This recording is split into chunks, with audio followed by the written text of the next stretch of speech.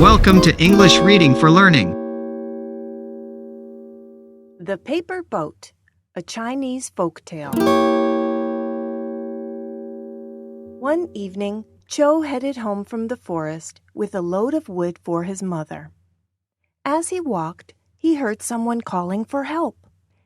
An old man had fallen into the river. Chou threw in a rope and managed to pull him to shore. After Chou helped him home, the old man took a tiny paper boat from a box. "A terrible flood is coming," said the old man. "Put this in the water, and it will grow to the size of a real boat so that you and your mother can escape. You may rescue any creatures that swim to you, but if you save a man, beware." Chou hurried home and told his mother everything. They both admired the curious boat. The next day, the river rose alarmingly. A flood threatened to sweep everything away. Chou fetched the paper boat and placed it in the water, where it grew immediately into a full-sized boat. He and his mother wasted no time in getting on board. As they sailed along, Chou and his mother saw creatures struggling in the water. They rescued a snake, a bee, and a sparrow, among others. Soon they heard a young man calling for help. "I was told to beware of a man," said Chou, "but we can't let him drown." The man was named Wong. Once the boat had arrived on shore and everyone had disembarked, it changed back into a tiny paper boat. Chou and Wong gathered wood and built a hut. Within a week, Wong became restless. "I will take the paper boat to the emperor. He'll be delighted and send for you." This seemed like a good plan. But after months had passed and Wong hadn't returned, Chou decided to visit the palace on his own. He made sure his mother had plenty of firewood and food, then set out. Not far into his journey, Chou fell and gashed his foot. As he sat wondering what to do, a snake appeared. "You saved me from the flood," it said. "Take these special herbs to heal your foot." Chou rubbed some herbs on his foot and put the rest in his pouch. He was soon on his way again. When Chou reached the palace, he found everyone in a sorrowful mood, for the princess had fallen ill. After telling the guard about the herbs, Chou was brought inside.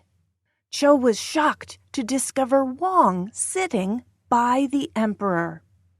Wong pretended not to know Chou. The emperor spoke. "If these herbs heal my daughter, I will ask her to consider taking your hand in marriage." The special herbs restored the princess to health within minutes. Wong said, "Emperor, surely you won't let this peasant marry the princess so easily. You should give him tasks to see if he is worthy." The emperor asked Wong to choose the tasks. The servants put Chou in a room with a bushel of rice and corn mixed together.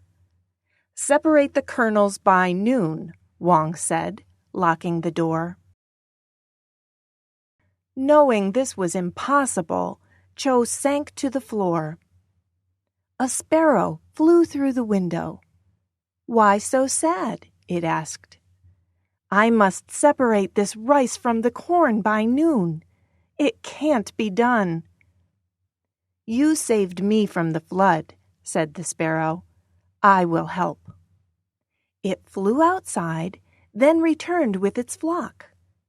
They set to work and had the piles separated minutes before noon. When the servants opened the door, they were amazed. Wong frowned. He quickly came up with another task. The princess and 15 other maidens, all dressed alike, will be seated in the garden in an hour. You must say which one is the princess." Chou sighed.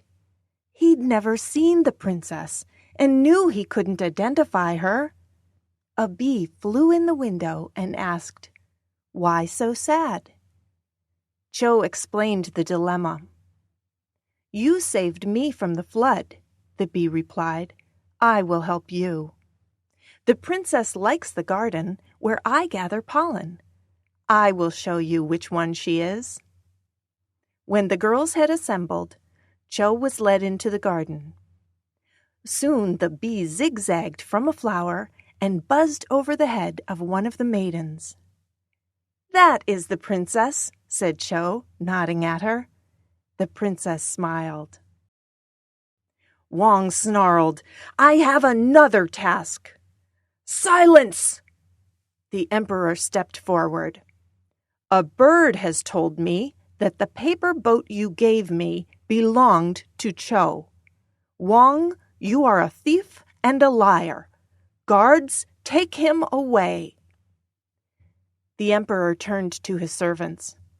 "Ready the finest chambers for Chou. Send for his mother. If the princess and Chou are in agreement, prepare for a wedding." And it is said that they all lived happily ever after. Thanks for watching and listening.